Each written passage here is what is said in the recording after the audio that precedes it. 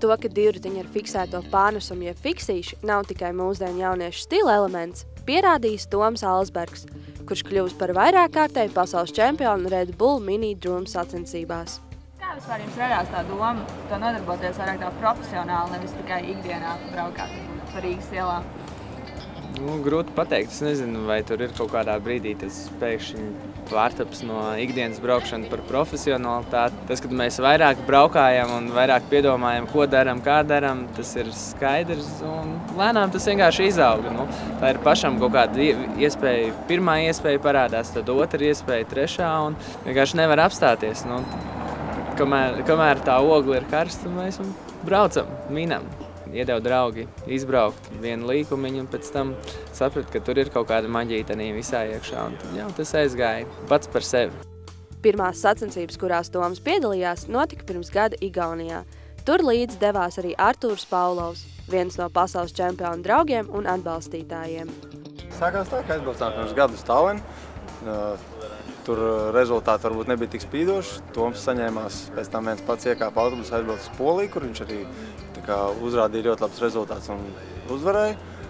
Un tad jau viss, un tad jau asins garš mutē un vajag vēl. Un sapratu, ka nav baigi lielā konkurence uz to brīdi.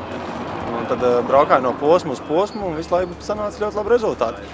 Un tagad jau, kur tad nu vairs apstāties? Tagad jau uzvaru pēc uzvaras.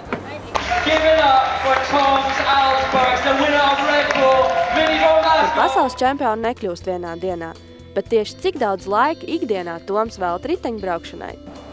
24 stundas tika reizes. Plus mīnus, jā.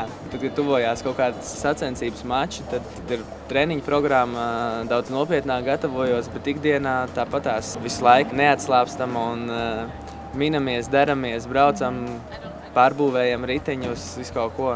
Tad no kā sastāv tā treniņu programma? Ko tu dari? Piemēram, tagad vasarā, ko tu plāno darīt? Brauc ar riteni.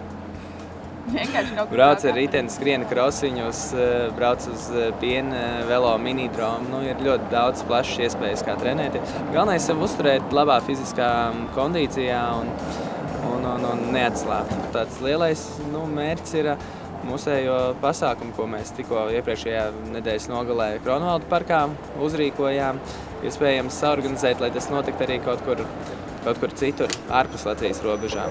Un, protams, mēs uzstādām arī latiņu, nedaudz augstāk šai fiksīšu kultūrai, kas ir pavisam jauna. Un principā mēs apgāzām arī dažādas teorijas, kad nevar norganizēt fiksīšiem milzīgu pasākumu, jo nav nemaz to braucēju tik daudz. Un tā, mēs diezgan daudz ko pierādījām ar to. Ko jūs ieteikt jauniem, kas tagad noskatīsies un domās, es arī varētu nopirkt savu fiksīti vai pats atjaunot, tagad uzsākt kaut ko darīt, ar ko viņiem sākt?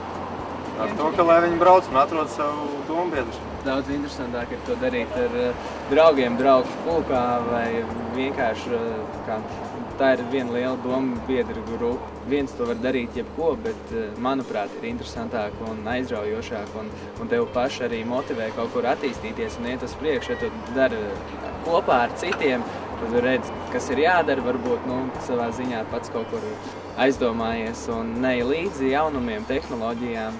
Tas viss iet roku rokā. Aiva Tumpele, Kristaps Steinbergs, speciāli Semam.